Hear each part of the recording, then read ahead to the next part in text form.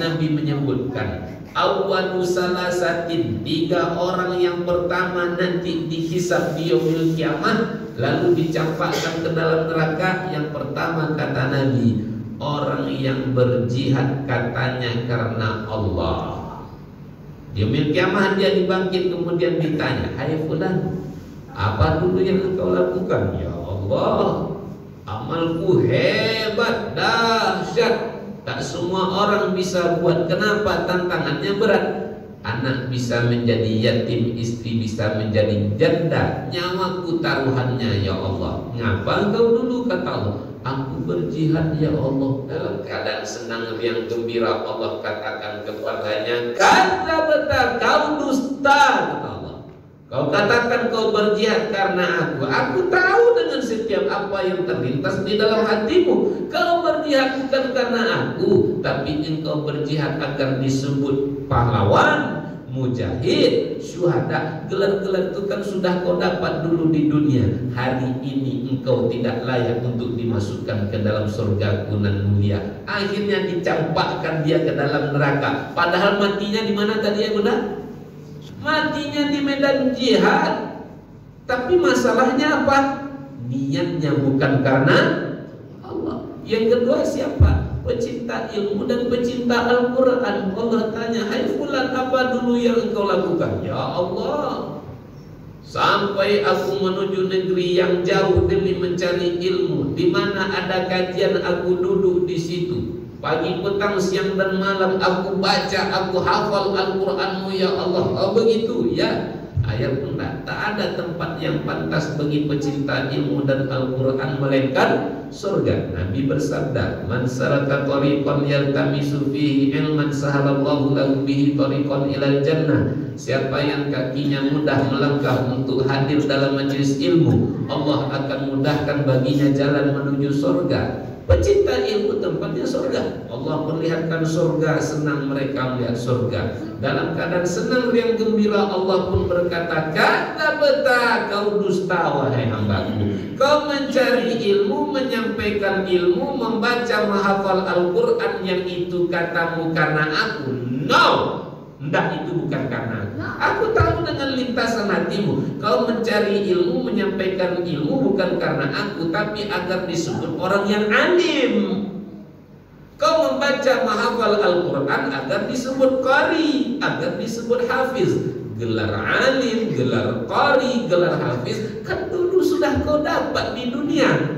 Hari ini engkau tak layak untuk dimasukkan ke dalam surga nan mulia. Kemudian akibatnya apa? Dilemparkan dia dalam keadaan hina ke dalam neraka. Tidak jadi masuk ke dalam surga. Masalahnya di mana ya Bunda?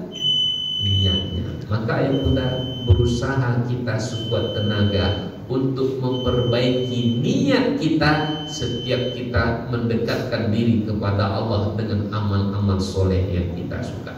Ketiga, Bismillahirrahmanirrahim.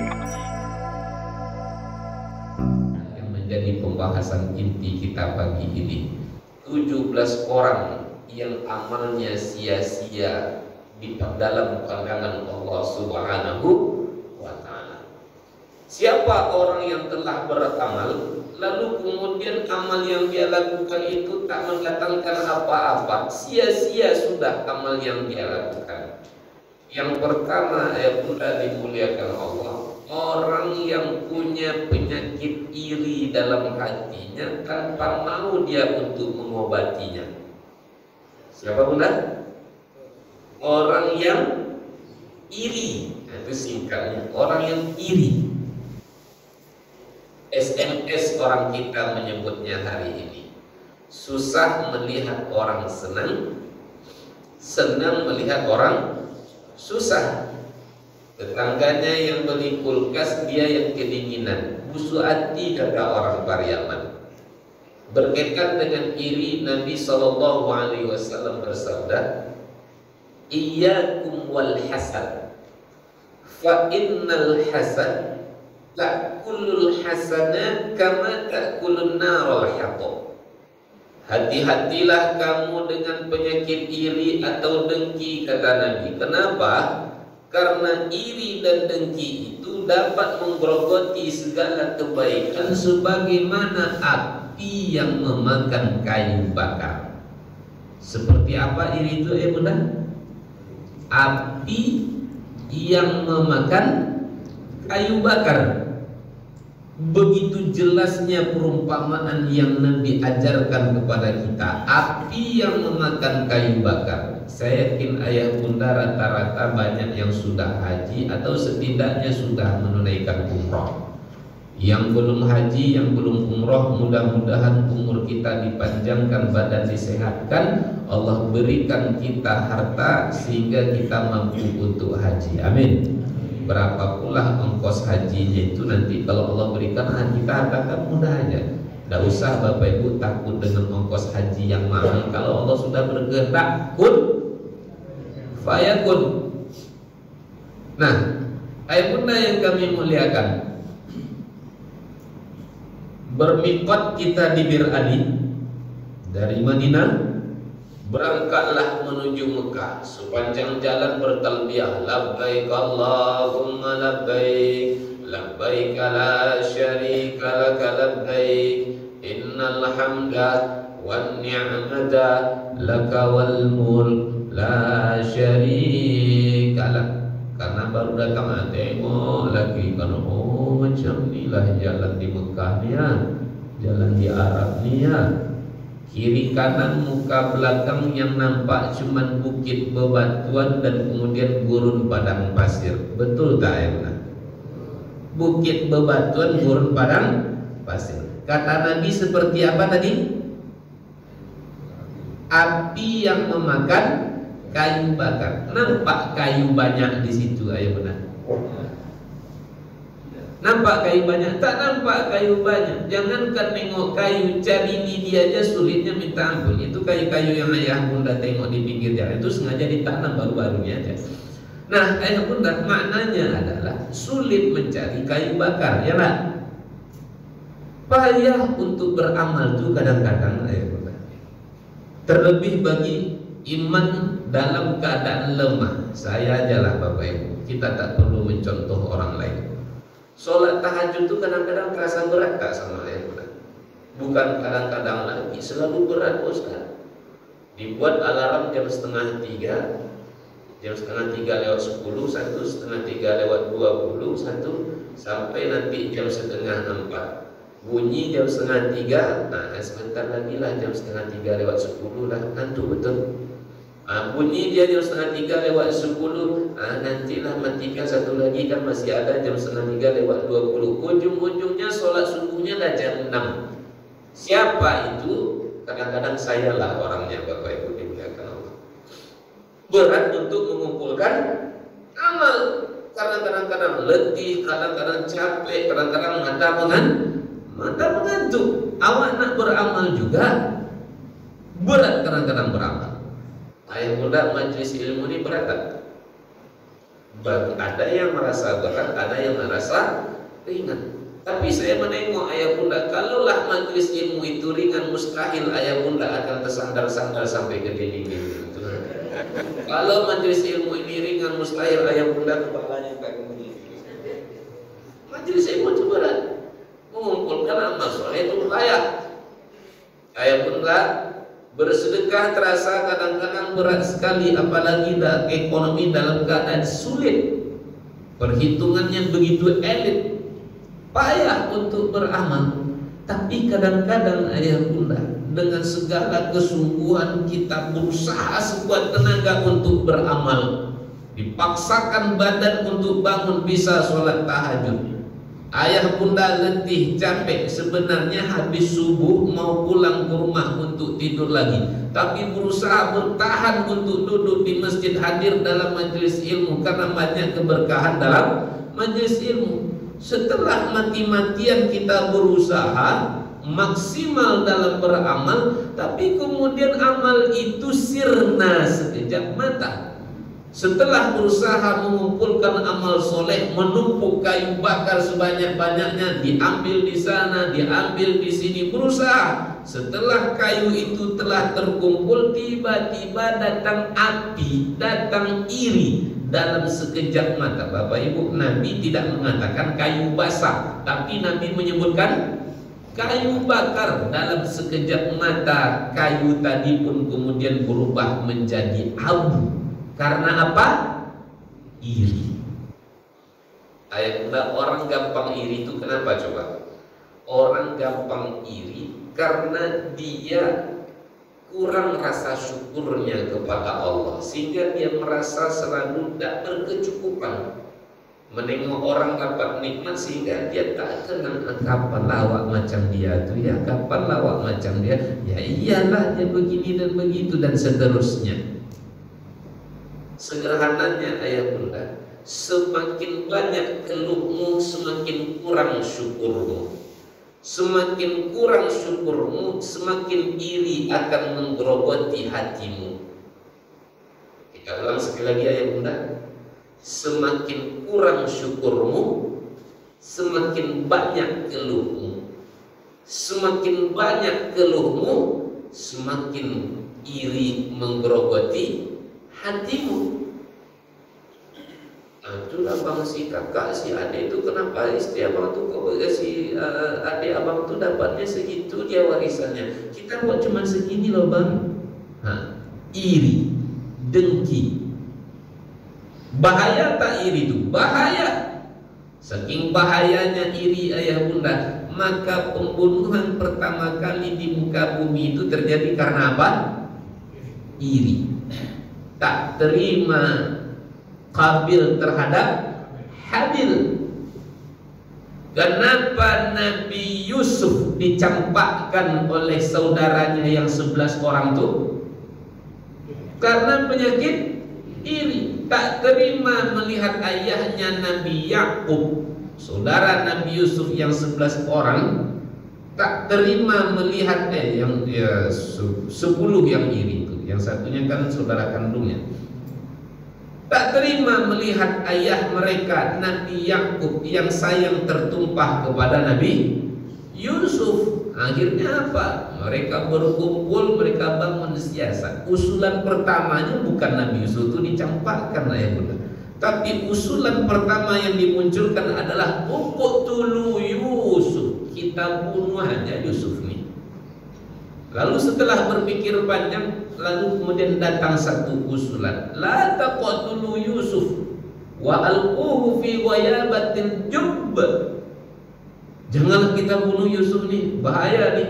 Terus kalau tak dibunuh dia apa? Cukup kita campakkan Yusuf itu ke dalam sumur. Singkat cerita, sepakat mereka dah jadi membunuh Nabi Yusuf, hanya dicampakkan ke dalam sumur. Kenyataannya ayah bunda, di tengah jalan Nabi Yusuf itu sebenarnya sudah nak dieksekusi mati, disiksa sedemikian rupa. Tapi ada satu yang membela. Kita kan sudah sepakat tadi untuk tidak dibunuh, hanya dicampakkan. Lalu sekarang kenapa kalian nak membunuh Yusuf? Kan salah seorang saudara Nabi Yusuf. Singkat ceritanya, dicampakkan Nabi Yusuf ke dalam sumur yang sebelumnya ingin dibunuh karena apa? Iri. Begitulah bahaya iri. Maka ayah bunda dimuliakan Allah, banyak-banyaklah kita berlindung dari penyakit iri. Qul a'udzu birabbil falaq min syarri ma khalaq wa min syarri ghasiqin idza waqab wa min syarri naffatsati fil 'uqad wa min syarri hasidin idza hasad. Kalau ayah bunda berusaha mengobati diri, hati dari penyakit iri, dapat pahala tak? Oh, besar juga pahalanya. Datang iri, berusaha untuk menutupi, menghilangkannya, itu pahalanya besar. Saking besarnya pahala menjaga hati dari penyakit iri, ayah bunda masih ingat tak hadis yang menceritakan tentang ketika Nabi pernah bersabda, hadis diriwayatkan oleh sahabat nan mulia bernama Anas bin Malik. Apa kata Nabi? Ketika sahabat berkumpul bersama Rasulullah, kata Nabi, sebentar lagi akan lewat laki-laki penghuni surga. Apa kata Nabi Bunda? Sebentar lagi nih akan lewat laki-laki penghuni surga. Tak lama setelah Nabi mengucapkan yang demikian, tiba-tiba lewatlah seorang sahabat baru selesai berwudu, masih menetes air wudu di anggota tubuhnya. Pandangan sahabat tertuju, oh ini orang yang Nabi katakan barusan. Besoknya dalam kesempatan yang sama Nabi katakan lagi, sebentar lagi akan lewat laki-laki penghuni surga. Ternyata orang yang kemarin juga. Besoknya lagi Nabi katakan sebentar lagi akan lewat laki-laki penghuni surga. Ternyata masih orang yang sama. Penasaranlah Abdullah bin Amr bin As. Apalah ya agaknya amal orang ini kok sampai 3 kali Nabi katakan, Nabi sebut dia itu sebagai penghuni surga. Singkat cerita, didatanginya sahabat itu. Kalau bahasa kitanya, bro, aku boleh gak menginap di rumahmu? Kenapa pula? Kata sahabatnya, itulah aku takut pulang ke rumah aku ada sedikit masalah dengan keluargaku. Pulang nanti aku ke rumah hati makku, bapakku masih tak enak sama aku, ditimpunya aku pakai periuk, dilemparnya aku pakai kuali, nanti takut aku pulang katanya. Lebih kurang ini bahasa kita, tapi itu bukan bahasa hadis. Bunda dimuliakan Allah. Adalah kata sahabat itu. Walhasil dalam benaknya Abdullah bin Amr bin As, barangkali ini orang kalau malam pastilah agaknya nggak ada tidur dia. Sholat tahajud aja kan dia agaknya sepanjang malam. Baca Al-Quran, zikir lah dia terus. Kalau tidak mustahil lah Nabi mengatakan dia itu sebagai penghuni surga. Ternyata ayah bunda, ketika Abdullah bin Amr bin As tidur di rumah orang ini, malam datang dia tidur seperti orang pada umumnya. Sempat bangun di waktu malam, duduk dia sebentar, berzikir sebentar, lalu kemudian dia tidur lagi. Dalam riwayat itu kalau saya tak salah, tak disebutkan orang tadi itu dia sholat tahajud. Tak ada sholat tahajud, dia duduk sebentar, zikir sebentar, kemudian dia tidur lagi. Saya tak mau nanti ayah bunda langsung mengambil kesimpulan, kalau gitu tak perlu bahwa sholat tahajud tak perlu. Kenapa? Adanya orang yang penghuni surga tapi tak sholat tahajud. Singkat cerita ayah bunda, lebih kurang 3 malam berturut-turut Abdullah bin Amr bin As tak tidur dia demi mendapatkan ilmu, demi menengok apa amal dari sahabat yang Nabi katakan sebagai penghuni surga. Itulah beda kita dengan sahabat Nabi ayah bunda. Sekalipun berbeda, beda kita tipis sekali dengan sahabat Nabi. Kalau sahabat demi ilmu tak tidur bisa sampai 3 hari 3 malam. Kalau kita umat Nabi baru tausiah Ustaz 3 menit, kalamu yang telah banyak yang tidur. Beda tipis, beti.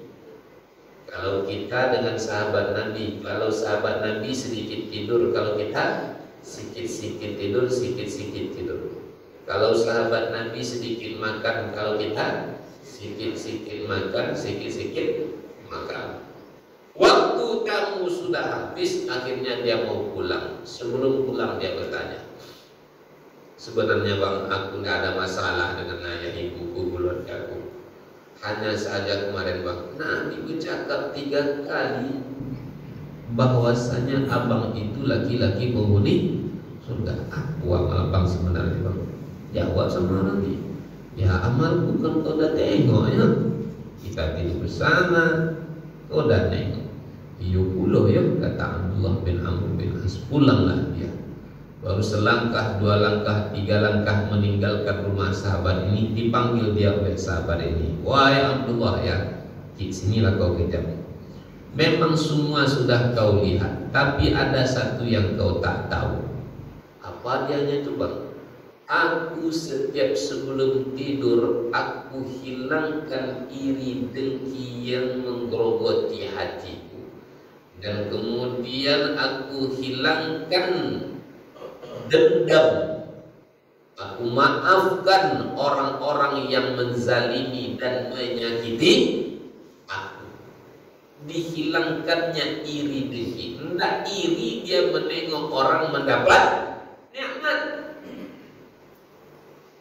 Pahalanya besar, surga kata Nabi Muhammad sallallahu alaihi wasallam. Tapi kalau kita tak menghapus iri, tak berusaha kita menghilangnya, itulah dianya. Sampai-sampai Nabi mengibaratkan seperti api yang memakan kayu bakar. Ini yang pertama. Yang menyebabkan amal manusia bisa sia-sia itu adalah iri. Yang kedua, ayah bunda dimuliakan Allah, amal itu akan sia-sia ketika seorang hamba beramal, tapi dia beramal bukan karena Allah. Dia beramal karena selain Allah, terlebih demi kepentingan dunia. Ada seorang tabi'in namanya Ibnu Mubarak. Siapa namanya barusan bunda? Ibnu Mubarak. Ibnu Mubarak pernah ditanya, wahai Syekh, ya, engkau kan sering berjumpa dengan sahabat Nabi, betul? Wahai Syekh, apa kebiasaan sahabat itu? Sahabat itu sukanya, kebiasaannya mereka itu selalu membaca Al-Quran. Oh begitu, iya. Wahai Syekh, ya, bagaimana kondisi sahabat kalau sudah baca Al-Quran? Oh, sahabat kalau sudah baca Al-Quran sering air mata berlinang di pipinya. Wahai Syekh, ya, tangisan sahabat itu akan sangat sulit untuk dibendung ketika mereka sampai pada surat atau ayat apa, wahai Syekh? Ibnu Mubarak menjawab, sahabat itu akan sangat sulit air matanya dibendung di pipinya kalau mereka sudah berjumpa dengan surat Hud ayat 15 sampai ayat 16. Surat apa bunda? Hud ayat 15 sampai ayat 16. Allah berfirman, A'udzu billahi minasy syaithanir rajim. Bismillahirrahmanirrahim. Man kana yuridul hayatad dunya wa zinataha nuwaffi ilaihim a'malahum fiha wa hum fiha la yubkhasun. Ulaika alladhina laysa lahum fil akhirati illan nar wa habita ma sana'u fiha wa batilun ma kanu ya'malun. Maka yuridul hayatad dunya, siapa yang menginginkan kebahagiaan dunia, wazinataha, dan segala perhiasan dan kenikmatan yang ada di dalam dunia, nuwaffi ilaihim a'malahum fiha, akan kami cukupkan, akan kami berikan kepadanya semua apa yang dia niatkan dari amal yang telah dia lakukan. La yubkhasun, sedikit pun mereka itu tak akan dirugikan. Tapi ingat, mereka yang beramal karena dunia itu di yaumil kiamah tak akan mendapatkan apa-apa illan nar, kecuali dimasukkan ke dalam neraka. Wa habita ma sana'u fiha, dan terhapuslah semua kebaikan yang mereka lakukan dulu di dunia. Wa batilum ma kanu ya'malun, sia-sia semua amal soleh yang pernah mereka kerjakan. Ayo bunda, tengok nanti komentar penjelasan dari ayat ini. Buka tafsir Ibnu Katsir. Apa kata Ibnu Abbas berkaitan dengan ayat ini? Siapa Ibnu Abbas? Sahabat yang dikenal sebagai sosok yang menguasai ilmu tafsir dan takwil Al-Quran. Kok bisa dia menguasai takwil dan tafsir? Karena pernah didoakan oleh Nabi. Apa doa Nabi untuk Ibnu Abbas? Allahumma faqihhu fiddin wa 'allimhu ta'wil. Ya Allah, faqihkan Ibnu Abbas dalam urusan agama, wa 'allimhu ta'wil, tunjukkan, ajarkan dia tentang takwil dan tafsir ayat-ayat Al-Quran. Apa kata Ibnu Abbas berkaitan dengan ayat ini? Di antara yang dijelaskan oleh Ibnu Abbas dalam tafsir Ibnu Katsir kita baca, siapapun yang melakukan amal soleh, apapun bentuk amal solehnya, mau sholat 5 waktunya, mau tahajudnya, mau puasanya dan seterusnya, yang mana amal itu dia lakukan demi kepentingan dunianya, bukan karena mengharap ridho Allah semata, maka kemudian akan dikatakan kepadanya, semua yang engkau inginkan dari amal yang engkau telah lakukan akan diberikan oleh Allah. Tapi ingat, amalmu yang demi selain Allah itu di hari kiamat takkan mendatangkan apa-apa, sia-sia, hampa di sisi Allah Subhanahu wa ta'ala. Ayah bunda, kenapa sahabat berjumpa, kenapa sahabat menangis di waktu berjumpa dengan ayat ini? Karena sahabat khawatir, sahabat takut, jangan-jangan nikmat dunia yang mereka dapat itu karena mereka tersalah di dalam amalnya. Salahnya di mana? Yang semestinya amalnya semata lillah mengharap ridho Allah, tapi kenyataannya liwairillah, bukan karena Allah. Bisa terjadi tak dalam kehidupan kita? Bisa. Memang rajin sholat tahajud, tapi sholat tahajudnya niatnya, motivasinya bukan karena Allah, tapi agar suami naik pangkat, dapat jabatan.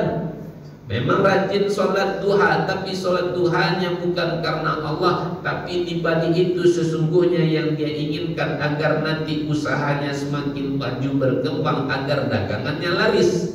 Memang dia rajin bersedekah, tapi sedekahnya bukan karena Allah, agar dipandang orang, agar dipuji orang, agar harta yang telah keluar itu dapat kembali kepadanya dalam bentuk yang berlipat ganda supaya jadi orang kaya. Motivasinya bukan karena Allah, tapi karena selain Allah Subhanahu wa ta'ala. Maka ayah bunda dimuliakan Allah, itulah kenapa semestinya setiap beramal itu harus kita memperhatikan niat kita. Kenapa Allah kok begitu marah kepada orang yang beramal, tapi amal yang dia lakukan bukan karena Allah? Setidaknya karena dia telah mengingkari janji yang telah dia buat dengan Allah Ta'ala. Setidaknya 5 kali sehari dia berjanji. Apa janjinya? Inna salati wa nusuki wa mahyaya wa mamati lillahi rabbil alamin. Sesungguhnya salatku, sesungguhnya segala macam bentuk amal ibadahku, hajiku, umrohku, korbanku, wa mahyaya dan hidupku, wa mamati sampai nanti aku mati, lillahi rabbil alamin, semata karena Allah. Di mulutnya karena Allah, di hatinya tidak lagi karena Allah.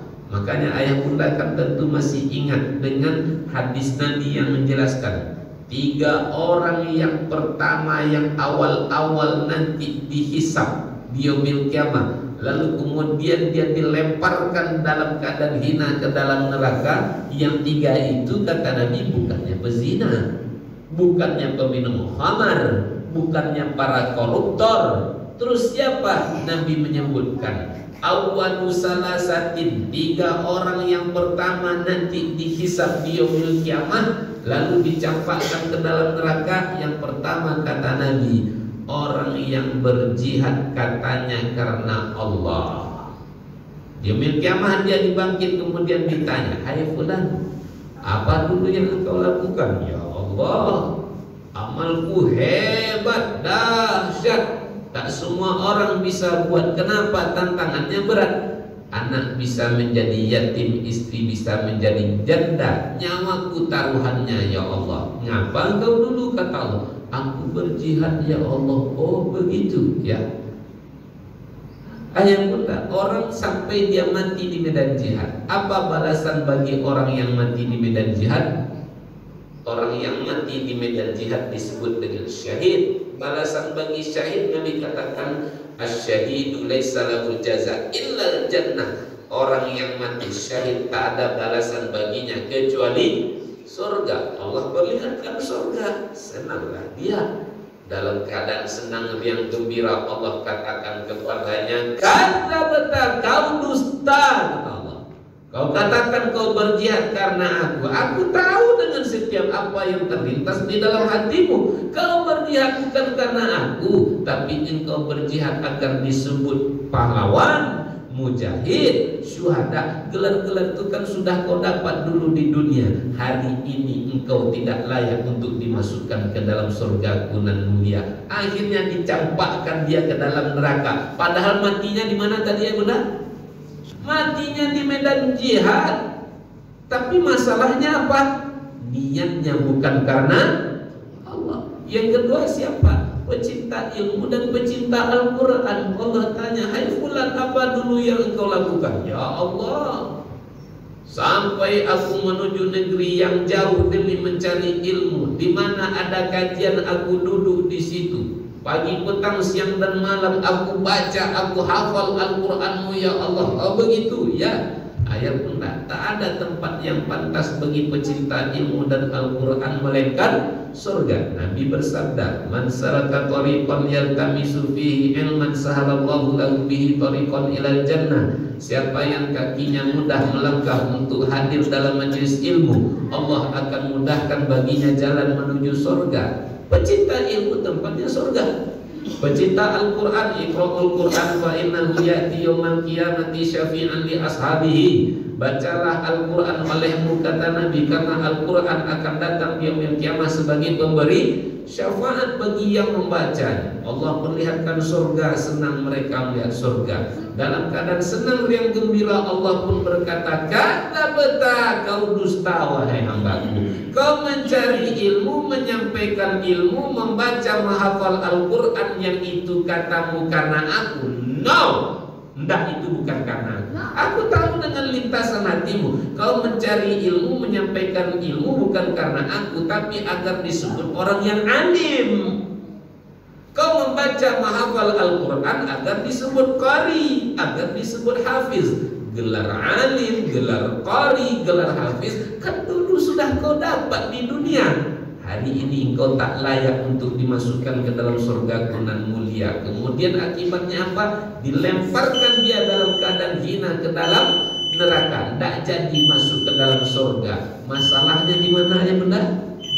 Niatnya. Maka ya Bunda, berusaha kita sekuat tenaga untuk memperbaiki niat kita setiap kita mendekatkan diri kepada Allah dengan amal-amal soleh yang kita suka. Ketiga, orang yang amalnya nanti sia-sia di yaumil qiyamah siapa? Orang yang pernah mendatangi dukun dan dia tak bertobat akan hal itu. Siapa? Orang yang mendatangi dukun. Nabi bersabda, man ataka hinan lam tuqabbal lahu salatan arba'ina yauman. Siapa yang mendatangi dukun, akan Allah terima salatnya berapa lama? 40 hari 40 malam. Nak kaya pergi ke dukun, nak kuasa pergi ke dukun. Sepanjang yang ayah bunda jumpa, dukun kaya. Nak kuasa pergi ke dukun. Sepanjang yang bunda jumpa, dukun punya kuasa. Wallahu a'lamu bishawab. Orang hari ini seiring berjalannya waktu, dukun itu sudah banyak namanya. Ada disebut dengan orang pintar, ada yang menyebutnya paranormal. Tahu kenapa ayah bunda? Kenapa dukun itu disebut juga orang pintar? Hah? Nah, itulah kata ibu-ibu di belakang. Karena yang mendatanginya adalah orang-orang. Kenapa dukun itu disebut paranormal? Karena yang mendatanginya orang-orang yang tidak. Nah, ayah bunda dimuliakan Allah. Dah tahu banyak tipu-tipu di situ, pergi juga ke dukun. Pergi juga ke dukun. Sia-sia amal kita. Sholat selama 40 hari 40 malam tidak dihitung di sisi Allah Ta'ala. Terakhir ayah bunda, karena waktu kita sudah mau habis, orang yang amalnya sia-sia kelak di yaumil kiamah, yaitu orang yang rusak tali silaturahminya dengan sesama. Datang seorang perempuan menghadap Rasulullah. Rasulullah bersabda, salasatun la tartafi'u salatuhum fawqa ru'usihim shibran. Ada 3 orang yang tak akan diterima pahala solatnya oleh Allah Ta'ala. Satu dari yang 3 siapa? Wa akhawani mutasarimani, 2 orang insan yang rusak tali silaturahminya. Kepala sama hitam, isinya beda-beda. Karena isinya yang berbeda tak jarang bisa mendatangkan masalah. Yang lebih parahnya masalah ketika tidak dihadapi dengan kedewasaan sehingga sering mendatangkan perpecahan. Betul tak? Sederhananya ayat sudah, berani hidup, berani jumpa masalah. Tak berani jumpa masalah, nah, mati aja. Mati selesai masalah, Anda juga. Aku tak sabar dengan masalah yang aku hadapi ini Pak Ustaz. Aku mau cepat selesai Pak Ustaz. Segeralah pergi ke Pegadaian. Kemana Pak? Pegadaian. Sampai yang muda di Pegadaian itu menyelesaikan masalah tanpa atau tanpa. Nah, itulah antara P dengan B aja ya benar. Saya taubat. Cukup sekali seumur hidup saya pergi ke situ. Cukup berapa kali? Cukup sekali. Rasa-rasanya tak akan terpijak lagi kaki saya di situ. Kecuali diundang untuk pergi tausiah. Baru mau saya datang ke situ Bapak Ibu. Mengeluarkan barang aja sulitnya minta ampun. Bunda yang kami muliakan, masalah hal yang lumrah. Tapi ketika tidak dihadapi dengan penuh kesabaran, dia akan mendatangkan perpecahan. Adik-beradik bisa bermasalah, bertetangga bisa masalah, di kantor bisa bermasalah, di masjid orang bisa bermasalah. Di masjid orang bisa bermasalah. Pengurus masjid mau bertinju di dalam masjid, tidak laku lagi peci putih. Wah, ini hilang sorban saya itu dibuatnya. Sampai-sampai datang babin kamtipmas ke dalam masjid. Kenapa? Menengok pengurus masjid yang nak bertinju. Mudah-mudahan takkan pernah terjadi di masjid yang kita cintai ini. Amin. Ya Rabbal Alamin. Datang anak-anak muda ke rumah saya. Lain gaya pengurus masjid sekarang Pak Ustaz. Gaya cemana pula? Kemarin pengurus masjid bawa golok ke masjid katanya. Jadi preman-preman yang baru taubat itu sehingga dia berkata, suruh juga awak nengoknya nih katanya. Awak kira orang bertumbuh di jalan di pasar aja. Ternyata di dalam masjid ada juga orang bertumbuh. Aswatullah awak agak sekaki kata dia kan. Kalau di pasar banyak yang melerai. Kalau di masjid ini lapang kata dia. Masalah di masjid pun pernah terjadi masalah silang pendapat. Yang satu sibuk nak membangun ini, asik nak perbaiki ini. Yang satunya janganlah nak bangun membangun, janganlah nak cat mengejar aja. Sesekali kita perbanyaklah majelis ilmu, kita naikkan gaji takmir kita. Hidup mahal sekarang, gaji takmir cuma 1 juta sebulan, mana nyambung? Berapa gaji takmir itu sih Pak? Tersinggung, 2 juta, 3 juta. Tolong dinaikkan gaji takmir kita nanti Pak. Anak-anak kita kuliah sekarang, biaya kuliah semakin hari semakin mahal. Tolong dinaikkan gaji kalau ada adik-adik kita. Sudah selesai kuliah? Semester 6. Berapa gaji sekarang? Sebut aja lah. Sekian, takut pula untuk menyebutnya. Ini anak rekomkan yang bilang ke pengurus nanti gaji 10 juta nanti ya 2.000 gitu ya. Ayo Bunda dimuliakan. Kemarin mohon maaf saya tak tahu di sini Bapak Ibu dimuliakan Allah. Takmir masjid dikasih gaji cuma 900.000 rupiah. Apa maksudnya? Sementara saldonya 70 juta. Harta anak yatim sampai 100 juta. Ditahan-tahan dibagi 2 kali dalam setahun. Mohon maaf Bapak Ibu dimuliakan Allah. Anak yatim itu butuh baju barunya sekali setahun. Sekali setahun aja dia butuh baju. Anak yatim itu sama seperti anak kandung kita sendiri. Mereka juga pengen makan yang enak. Tidak hanya sekali setahun. Sudahlah sekali setahun dipanggil ke depan beramai-ramai, berapa jemaah, 200 jemaah, digesek kepalanya habis-habis. Waliyahzubillah, sehingga sampai keluar bahasa. Tidak ada yang paling menyedihkan bagi kami sebagai anak yatim Pak Ustaz, melainkan di saat kami dipanggil ke depan satu persatu, digesek kepala kami semuanya. Azab anak yatim juga ya, dalam simpang kemana pula kaji kita. Intinya di masjid pun orang bisa bermasalah, bertetangga bisa bermasalah, gara-gara pokok mangga kadang-kadang jadi masalah. Jatuh daun mangga ke rumah dia marah-marah. Tapi kalau buah mangganya yang jatuh ke rumah dia diam-diam aja. Kok bisa taknya semua buah mangga itu jatuh ke rumah dia, yang daunnya jatuh ke rumah orang yang punya. Ini orang bahasa Pariamannya cat water, tahu ya, benda cat water. Itu dia ya. Cat kucing, water air, kucing air, kucing air. Saenake udele dewe nan kalama dewa. Surah bertetangga bisa bermasalah, kita berkawan bisa masalah juga masalah hal yang lumrah. Saya masih ingat Bapak Ibu dimuliakan Allah, waktu kecil, izin saya berdiri kejap. Apa kata kawan saya kepada saya? Iku apaan dan bijak-bijak, kata dia. Dibuatnya gambar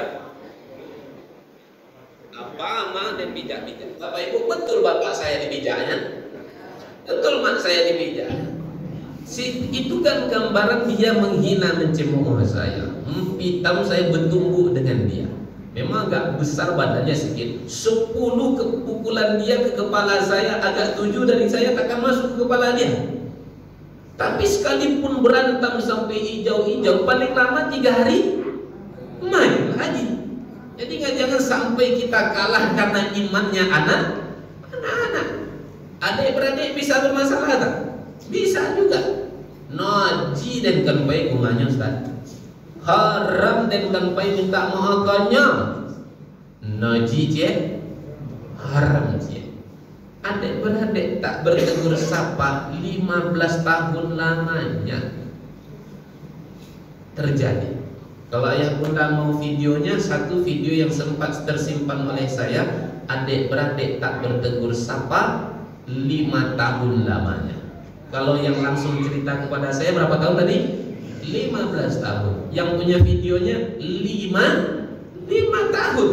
Tak ingatkah kita dengan hadis Nabi yang menyatakan la yahillu li muslimin ayyahdira akahu fawqa salasayalin. Tidak halal bagi seorang muslim untuk tidak bertegur sapa dengan saudaranya lebih dari 3 hari. Idul Fitri 2 tahun yang lalu kalau saya tak salah jatuhnya pada hari Kamis. Hari Seninnya 27 Ramadan lebih kurang datang jamaah ke rumah saya. Denye Ustaz, kata dia, pagi-pagi jam 6:30. Matanya melotot, wajahnya merah, giginya agak rapat, rasa-rasa mau telan saya bulat-bulat. Saya tak pandai lagi mencontohkan kalimat yang setelahnya. Intinya kan, kalau abang tu tak kembalikan kondisi tanah sebagaimana awal mulanya, mancung leher abang tu nanti Pak Ustaz. Singkat cerita, orang tuanya orang lama di Pekanbaru, tanah luas, anak banyak. Tanah yang luas itu sudah dikapling-kapling. Ini anak pertama, kedua dan seterusnya. Sayangnya surat masih atas nama anak pertama. Anak pertama yang bikin ulah, yang semestinya jalan di sini dipindahkannya ke sini. Ayah bunda, panjang tanah lebih kurang 153 meter. Untuk jalan kan setidaknya 5 meter. 153 dikali 5 berapa rukonya? Posisi tanah di pinggir jalan. Wajar kalau ada yang tak terima sampai keluar bahasa, pancung lehernya. 2 hari setelah itu baru saya ada waktu, saya datangi ayahnya. Ya, maafkan saya. Nampaknya tanah ayah yang di sana Tuhan bisa mendatangkan petaka. Ayah masih hidup saja, orang itu mau pancung memancung. Apakah lagi? Ayah sudah tiada. Makanya ayah bunda, sebulan yang lalu pergi saya ke satu tempat. Pandangan saya tertuju melihat 2 orang adik beradik. Macam inilah yang Ini siapa namanya nih? Yang pakai baju apa tuh? Baju jalabiyah, siapa namanya? Samsul. Macam Samsul ini baju itu kemudian baju merah tuh. Lebih kurang sama badannya ya Bunda. Yang paling besar nih di sandangnya karung belang, tahu ya Bunda karung belang? Karung di antara karung yang paling besar itu isinya bisa 100 kilo lebih kalau saya tak salah tuh. Hijau, merah, putih itu kan. Kan kalau karung belang itu 4 orang masukkan udah muat lah agak itu Pak. Di sandangnya karung belang itu di belakang hampir penuh isinya kara-karanya. Lalu kemudian karena berat tentu terbungkuk lah kawan. Di depannya yang pakai baju merah itu lebih kurang digendongnya. Berjalanlah dia terbungkuk-bungkuk untuk mencari kara-kara. Sampai pada akhirnya saya tengok dia terus. Tak lama setelah itu lewat mobil, berhenti mobil, dibuka kaca, dikeluarkan kotak dari dalam. Isinya makanan. Diterima, anak ini kemudian menepi duduk di pinggir jalan. Dibuka, lalu yang besar itu disuapkannya yang paling kecil sambil canda-canda. Up. Dan tersisa sedikit, yang besar ini kemudian baru makan. Sudah dimuliakan Allah. Dah habis mereka lanjutkan perjalanan. Melihat pemandangan itu agak remuk hati saya sedikit, Bunda. Remuknya kenapa? Langsung terbayang di dalam pikiran saya, jangan-jangan seperti inilah agaknya sayangnya abang saya kepada saya. Seperti inilah agaknya sayangnya kakak saya kepada saya. Mak saya waktu saya kecil pergi ke ladang berkebun bersama bapak, yang jaga saya di rumah siapa?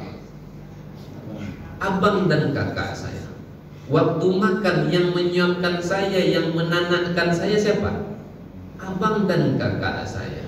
Yang mengurus mandi saya, kebersihan saya, yang mencebokkan saya siapa? Abang saya dan kakak saya. Sayang abang kakak saya kepada saya. Tapi sekarang kenapa? Kok kadang-kadang masalah kecil lalu kemudian saya tak mau bertegur sapa dengan abang dan kakak saya, padahal jasanya tiada terkira. Saya telepon abang kakak saya, udah uni maafkan saya kalau saya ada khilaf dan salah. Saya tengok di salah satu media, izin tambah 1 menit Bapak Ibu. Ada macam ini juga lah. Dia mengasuh adiknya. Adiknya itu agak kasar guraunya. Di tokonya abangnya. Mungkin karena saking sakitnya tak tahan abangnya, ingin balas dendam. Cepat direbutnya alat yang didadikan untuk menokok dia tadi. Mau dia tokokkan kepada adiknya. Kata dia. Sampai tak jadi di tokonya. Kenapa? Ternyata sayangnya kepada adiknya jauh lebih besar daripada amarah yang tersimpan di dalam dadanya. Tidak jadi di tokonya adiknya. Kemarin datang anak-anak ke rumah saya, Bang Ustaz aku tak kuliah lagi Bang Ustaz. Kenapa pula ente tak kuliah? Karena adikku masuk SMA tahun ini Bang Ustaz. Seorang abang dia gadaikan kesuksesannya. Demi siapa? Demi adiknya. Itulah kita Bapak Ibu dimuliakan Allah. Saya perhatikan sependek yang saya jumpa, manusia akan berubah kapan? Satu, ketika dia sudah sampai pada pintu kesuksesannya. Yang kedua, dia akan berubah di saat dia sudah berumah tangga, berkeluarga, berubah total kepada keluarganya. Maka hari ini kalau itu pernah terjadi dalam kehidupan kita ayah bunda, maka ingat lagi masa-masa kecil kita, betapa kita saling mencintai, saling menyayangi antara satu dengan yang lainnya. Ayah bunda, demikian dapat saya jelaskan. Mohon maaf atas segala kesalahan dan kekhilafan. Mudah-mudahan Allah jauhkan kita dari yang 4 ini, karena yang 4 ini bisa membuat amal kita menjadi sia-sia. Satu apa tadi ayah bunda? Iri. Yang kedua apa? Iri.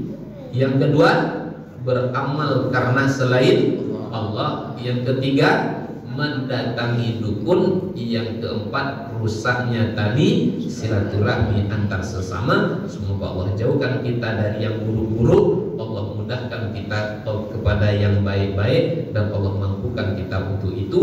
Kita tutup majelis kita dengan sama-sama membaca doa kafaratul majelis. Subhanakallahumma wa bihamdika nasyhadu an la ilaha illa anta nastaghfiruka wa natubu ilaik. Wassalamualaikum warahmatullahi wabarakatuh.